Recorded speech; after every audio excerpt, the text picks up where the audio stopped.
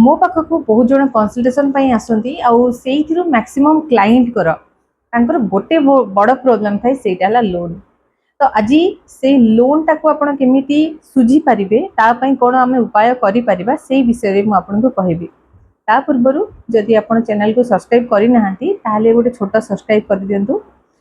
आरंभ करवा लोन सुझापी गोटे जंत्र जोटा कि ऋण मुक्ति जंत्र तार व्यवहार मुझे बतेबी।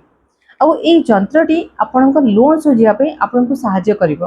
केमिति साहाय्य करिवो आपण जेतेबेले भी ए ऋण मुक्ति जंत्रटा को आपण अभिमंत्रित करिवे से अभिमंत्रित ऋण मुक्ति जंत्र जतले आपण घरे रखिबे आपनकर लोनटा सुझी होबा पे रास्ता आपण को देखा देबो। आपनको पाखरु कि धार नहीं से पैसा सुझिबे आपण जदि आपनकर प्रमोशन हबार अछि प्रमोशन हबो आपनकर इंसेंटिव जदि आसियार अछि से इंसेंटिव आसीबो। बहुत मल्टीपल सोर्स आपनको देखा देबो जोथरे आपण आपनकर लोनटा सुझी परिबे। तो केमिति अभिमंत्रित करिवे से विषय रे कहूची सुनंतु। गोटे ऋण मुक्ति जंत्र जोटा कि आपण चाहिले आम पाखरु मध्ये नै परिबे।